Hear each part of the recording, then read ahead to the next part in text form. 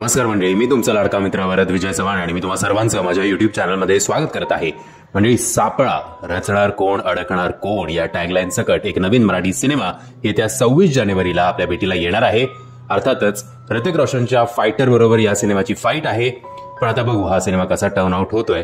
26 जानेवारीला रिलीज आहे आणि आज 8 तारखेला पहिला टीजर आलेला आहे. सो प्रमोशनसाठी तसंही या सिनेमाकडे फार वेळ नाहीये. ओव्हरऑल एक मर्डर मिस्ट्रीवर आधारित हा सिनेमा वाटतोय. काहीतरी अनलाईक हल्ली जे कॉमेडी मराठी सिनेमे येतात त्याच्यापेक्षा काय नक्कीच काहीतरी वेगळा प्रयत्न या सिनेमाच्या मेकर्सनी केलेला आहे. सगळे दिग्गज कलाकार आहेत. चिन्मय मांडलेकर असतील, समीर धर्माधिकारी असतील, दीप्ती केतकर असेल, नेहा जोशी असेल.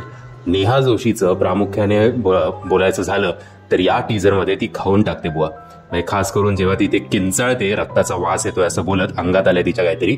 आणि तेव्हा मी ब्लूटूथ लावलं होतं तर आता भर दुपारी सुद्धा तिचं ते किंचाळणं ऐकून मी जरा खुर्चीतनं हल्लो.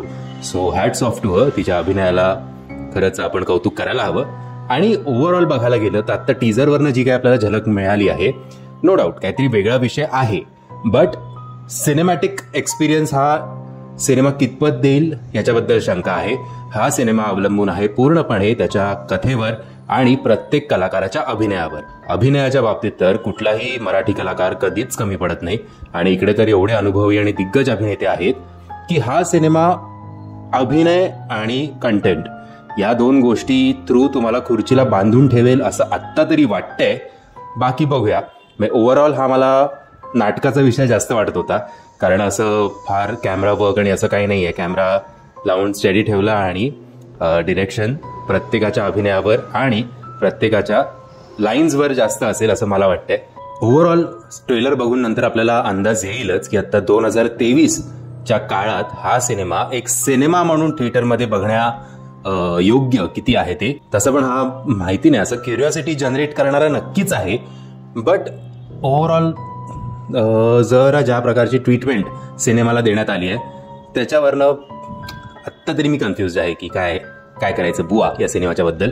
तुम्ही जर हा टीजर बघितला नसेल तर त्याची लिंक मी तुम्हाला खाली डिस्क्रिप्शन बॉक्समध्ये देतोय. कारण थोडक्यात काही प्रमाणात हा सिनेमा बघितल्यानंतर ज्या प्रकारची ट्रीटमेंट बॉलिवूडमध्ये आय थिंक उर्मिला मातोंडकर यांचा कॉन हा सिनेमा होता, if I am not wrong, आणि भूत हा सुद्धा सिनेमा होता.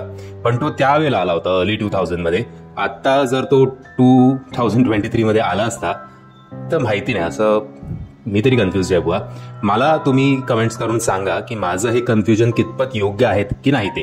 कारण कधी कधी असं होऊ शकतं की मी पण चुकीच्या पॉईंट ऑफ व्ह्यूनी एखादा टीजर किंवा ट्रेलर बघू शकतो आणि तुमच्या माध्यमातून मी स्वतःला करेक्ट करू शकतो. ओव्हरऑल असंच जर नाटक बघायला मिळालं असतं, कारण तसा पण सिनेमा एका बंगल्यातच शूट झालेला दिसतोय आणि माहिती नाही, आता तरी मी कन्फ्युज आहे. मी आशा करतो तुम्हाला हा व्हिडिओ आवडला असेल. जर तुम्हाला हा व्हिडिओ आवडला असेल तर प्लीज या व्हिडिओला लाईक, शेअर आणि चॅनलला सबस्क्राईब करायला विसरू नका. जय हिंद, जय महाराष्ट्र.